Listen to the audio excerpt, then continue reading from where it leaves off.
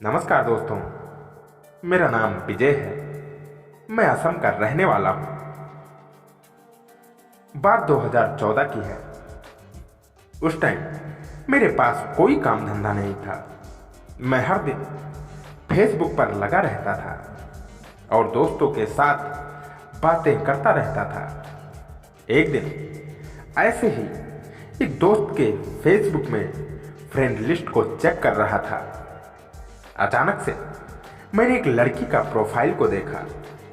वह मुझे बेहद दिलकश लगी तो मैंने उसे फ्रेंड रिक्वेस्ट भेज दी और इंतजार करने लगा। 8 दिन बाद उधर से रिक्वेस्ट एक्सेप्ट होने का नोटिफिकेशन मिला तो मैं बहुत खुश हुआ। मैं उससे बात करने लगा।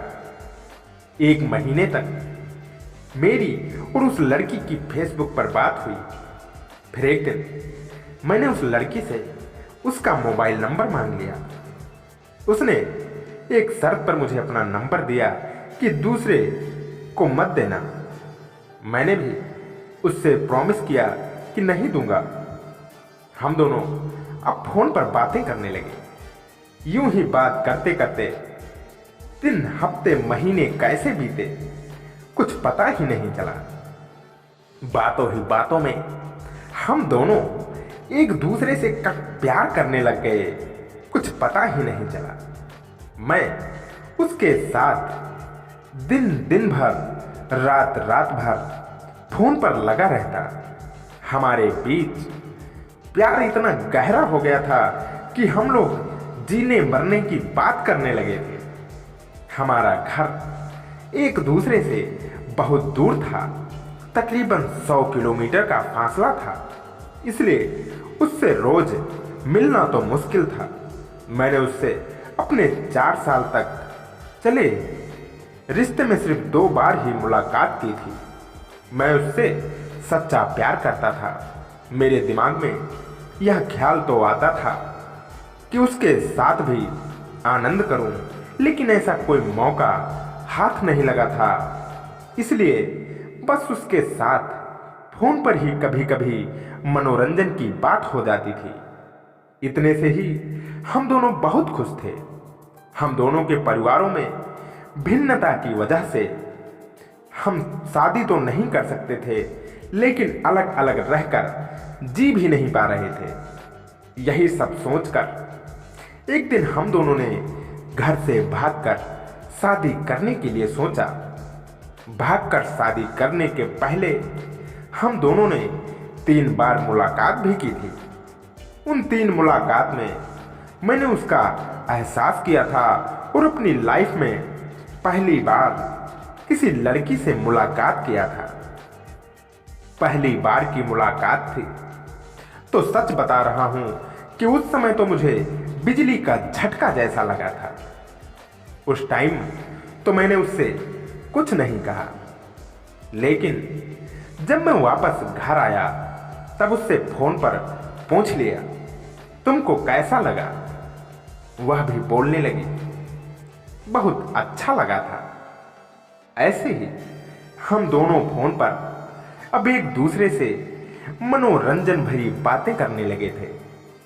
पहली मुलाकात के बाद ही हम दोनों के अंदर एक दूसरे से मिलने की चाहत जोर पकड़ने लगी थी और जल्द ही दूसरी मुलाकात भी हो गई।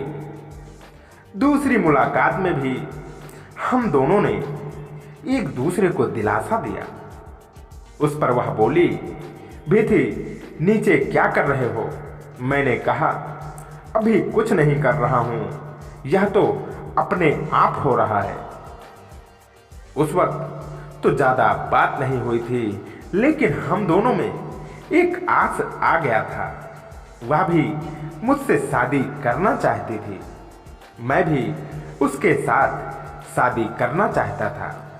लेकिन जैसा कि मैंने बताया कि हमारी जाति अलग थी और कुछ दूसरी प्रॉब्लम की वजह से हम दोनों शादी नहीं कर पा रहे थे। मैंने उससे भागकर शादी करने का कहा, मगर वह हर बार मना कर देती थी। मैं उससे बहुत ज़्यादा जिद करके उसे भगाकर ले जाने के लिए राजी करने लगा, लेकिन उसकी तरफ से ना ही निकलती रही। मैं उसे मनाता रहा। फिर एक दिन फाइनली वह बात मान गई। मैं उससे भगाकर अपने घर नहीं ला सकता था, इसलिए मैंने उसे दिल्ली ले जाने का फैसला लिया। मैंने 15 दिन पहले ही दिल्ली के 2 टिकटों का रिजर्वेशन करवा लिया था। जिस दिन की ट्रेन मेरी ट्रेन थी, उसके एक दिन पहले ही मैंने एक होटल में कमरा बुक कर लिया था। यह होटल भी मेरे एक दोस्त का था। मैंने उस दोस्त को तो नहीं बताया था कि हम लोग भागकर शादी कर रहे हैं, लेकिन मैंने उसे यह जरूर बताया था कि मेरी जीएफ आएगी।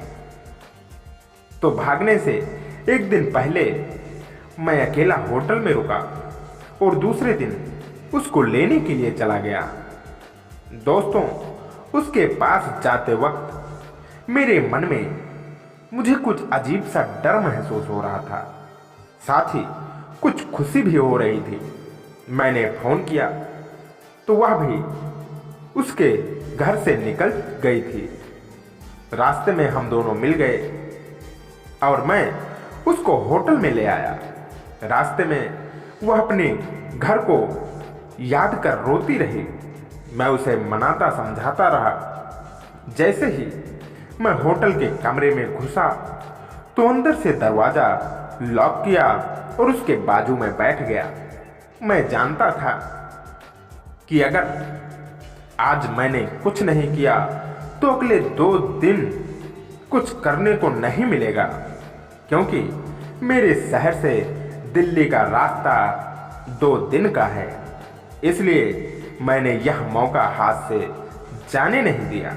वह मेरी तरफ देखने लगी और वह मुस्कुरा कर बोली, मेरा दिल अब तुम्हारा ही है। फिर हम दोनों ने अपने मनोरंजन खत्म किए और सो गए। दूसरे दिन वह मेरे साथ दिल्ली के लिए ट्रेन में बैठ गई। हम दोनों दिल्ली आ गए तो जीवन की दुश्वारियों को समझा। रहने के लिए कोई जगह नहीं मिली। दिल्ली में 182 लोगों की बस्ती में एक कमरा रहने को मिल गया। कुछ पैसे साथ लाए थे तो रहने खाने का जुगाड़ हो गया।